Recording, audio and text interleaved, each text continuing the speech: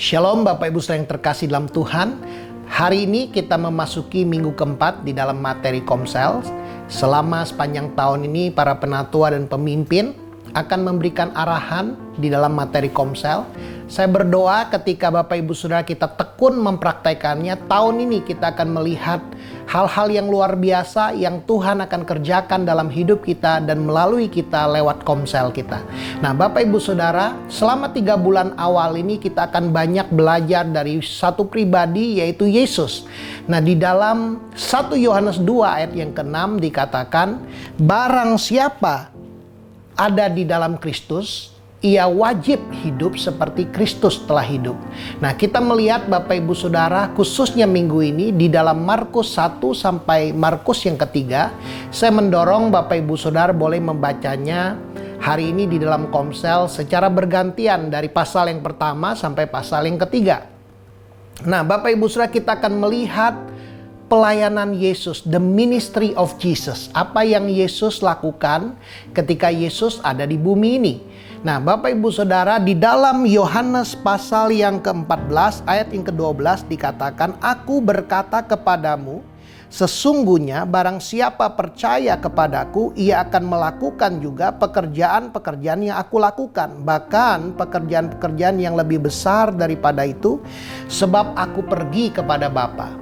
Inilah sebuah jaminan bahwa barang siapa yang percaya, setiap kita orang-orang percaya, kita akan melakukan juga apa yang Yesus lakukan. Kita akan melakukan pelayanan-pelayanan yang Yesus lakukan. Untuk itu Yesus juga katakan di dalam Matius 5 ayat 48, hendaklah kamu sempurna sama seperti Bapamu di sorga adalah sempurna. Nah hari ini kita akan belajar tentang pelayanan-pelayanan Yesus. Nah yang pertama di dalam Markus pasal yang pertama, di dalam ayat yang ke-14 dan 15 dikatakan, sesudah Yohanes ditangkap, datanglah Yesus ke Galilea memberitakan Injil kerajaan Allah. Katanya, waktunya telah genap, kerajaan Allah sudah dekat, bertobatlah dan percayalah kepada Injil. Jadi pelayanan Yesus yang pertama adalah memberitakan Injil. Nah, juga dikatakan dalam Markus 1 ayat 38 sampai 39, jawabnya, marilah kita pergi ke tempat lain, ke kota-kota yang berdekatan, supaya di sana juga aku memberitakan Injil, karena untuk itulah aku telah datang. Lalu pergilah ia ke seluruh Galilea dan memberitakan Injil dalam rumah-rumah ibadat mereka dan mengusir setan-setan. Jadi hal yang pertama, pelayanan yang Yesus lakukan adalah memberitakan Injil. Hal yang kedua yang Yesus lakukan kita melihat di dalam Markus 1 ayat 16 dan 17 dikatakan, ketika Yesus sedang berjalan menyusur danau Galilea, ia melihat Simon dan Andreas saudara Simon, mereka sedang menebarkan jala di danau sebab mereka penjala ikan. Yesus berkata kepada mereka, mari ikutlah aku dan kamu akan kujadikan penjala manusia. Jadi pelayanan Yesus yang kedua adalah Yesus melakukan yang namanya pemuridan.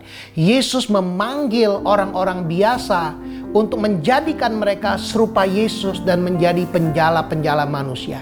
Inilah yang Tuhan rindukan buat kehidupan setiap kita, agar kita menjadi murid, menjadi serupa seperti Yesus, dan kita menjadi penjala-penjala manusia. Dan Tuhan juga mau kita melakukan pelayanan ini untuk kita memberitakan Injil dan memuridkan orang lain menjadi serupa Yesus dan menjadi penjala manusia.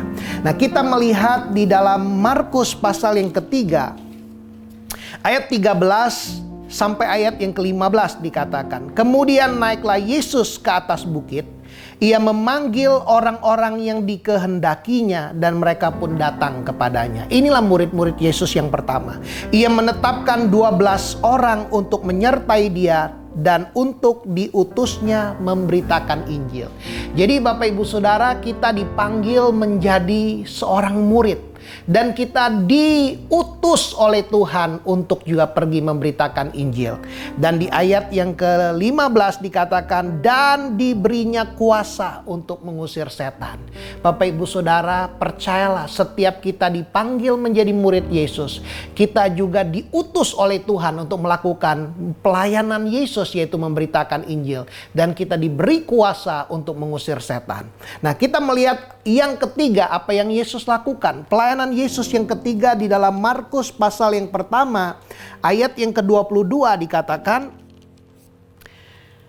mereka takjub mendengar pengajarannya, sebab ia mengajar mereka sebagai orang-orang yang berkuasa, tidak seperti ahli-ahli Taurat. Ketika Yesus ada di bumi ini, Yesus melakukan firman dan dia mengajarkannya. Jadi pelayanan yang Yesus lakukan adalah pelayanan untuk mengajarkan tentang kerajaan Allah kepada orang-orang yang ada pada waktu itu.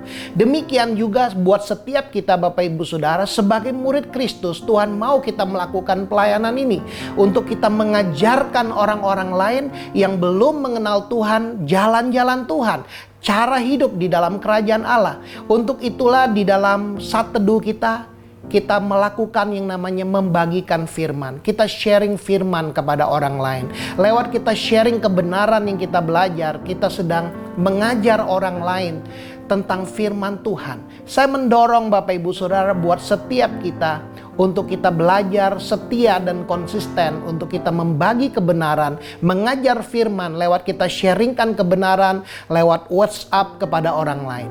Nah, Bapak Ibu Saudara, juga di dalam Markus pasal yang kedua, ayat yang kedua dikatakan, maka datanglah orang-orang berkerumun dan tidak ada lagi tempat, bahkan di muka pintu pun tidak, sementara ia memberitakan firman kepada mereka. Jadi Yesus mengajar firman Tuhan kepada orang-orang. Inilah yang perlu kita lakukan untuk kita mengajar jalan-jalan Tuhan kepada orang lain. Dan firman Tuhan memberikan sebuah janji di dalam kitab Yesaya. Pada akhir zaman, gunung rumah Tuhan akan berdiri tegak di atas gunung-gunung yang lain. Dan dikatakan orang-orang akan datang berbondong-bondong, datang ke rumah Tuhan. Sebab ada pengajaran di rumah Allah Yakub. Ada pengajaran dari firman Tuhan yang keluar dari rumah Tuhan. Akan ada pengajaran tentang jalan-jalan hidup di dalam kerajaan Allah lewat komunitas yang kita ada bersama-sama. Nah, Bapak Ibu Saudara, dan yang terakhir, apa yang Yesus lakukan, pelayanan Yesus. Yesus menyembuhkan orang sakit dan mengusir setan. Nah, kita melihat di dalam Markus pasal yang pertama, ayat yang ke-30. Ibu mertua Simon terbaring karena sakit demam. Mereka segera memberitahukan keadaannya kepada Yesus. Ia pergi ke tempat perempuan itu dan sambil memegang tangannya ia membangunkan dia, lalu lenyaplah demamnya. Kemudian perempuan itu melayani mereka. Menjelang malam sesudah matahari terbenam, dibawalah kepada Yesus semua orang yang menderita sakit dan yang kerasukan setan.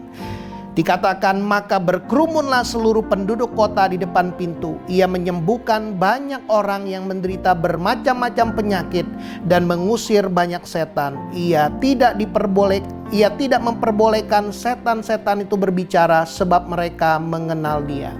Bapak Ibu Saudara, kita melihat pelayanan yang Yesus lakukan. Yesus menyembuhkan orang sakit. Yesus menyembuhkan Ibu Simon yang sedang menderita demam. Dan Yesus mengusir setan-setan. Banyak orang yang sakit dibawa, banyak orang kerasukan setan dibawa, dan Yesus menyembuhkan mereka. Yesus mengusir setan-setan itu. Nah, Bapak Ibu Saudara, juga dikatakan di dalam Markus pasal yang pertama ayat 40 sampai ayat yang ke-41, ada seorang kusta yang disembuhkan oleh Tuhan. Dikatakan seorang yang sakit kusta datang kepada Yesus dan sambil berlutut di hadapannya, ia memohon bantuannya. Katanya, kalau engkau mau, engkau dapat mentahirkan aku. Maka tergeraklah hatinya oleh belas kasihan. Lalu ia mengulurkan tangannya, menjamah orang itu dan berkata kepadanya, aku mau, jadilah engkau tahir. Bapak Ibu Saudara, sekali lagi kita melihat di dalam Markus 1 sampai Markus pasal yang ketiga, bagaimana Yesus menyembuhkan orang-orang sakit, bagaimana Yesus mengusir setan-setan. Ada seorang yang dikatakan lumpuh digotong oleh 4 orang. Ini juga berbicara tentang komunitas.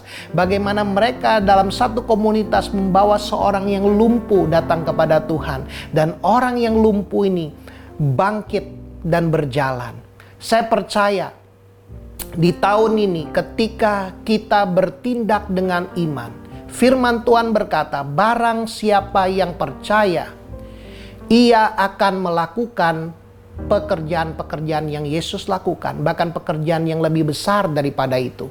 Karena pada zaman itu hanya Yesus sendiri yang melakukan pekerjaan Yesus. Untuk itulah Yesus memuridkan agar dia dapat menduplikasikan pelayanan ini. Demikian hari ini Bapak Ibu Saudara, setiap kita orang yang percaya, bayangkan kalau kita di komsel-komsel di Abaloh Barat, ada 100 lebih komsel yang ada di Abaloh Barat. Bagaimana kalau kita semua dengan iman kita percaya tahun ini bahwa Tuhan telah memanggil kita untuk kita hidup seperti Yesus hidup, untuk kita melakukan pelayanan orang percaya ini, pelayanan Yesus untuk memberitakan Injil, untuk memuridkan orang menjadi serupa Yesus penjala manusia, untuk mengajar firman Tuhan, jalan-jalan Tuhan, cara hidup di dalam kerajaan Allah, untuk menyembuhkan orang sakit dan mengusir setan-setan.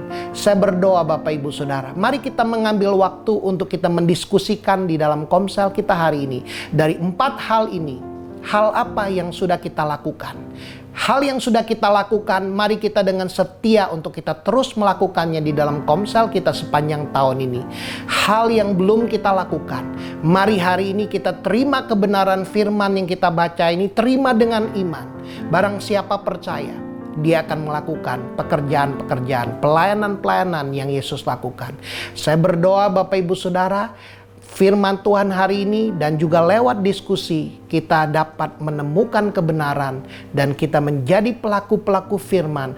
Dan firman Tuhan berkata, iman menjadi sempurna ketika kita menambahkan kepada iman kita tindakan iman kita. Tuhan Yesus memberkati.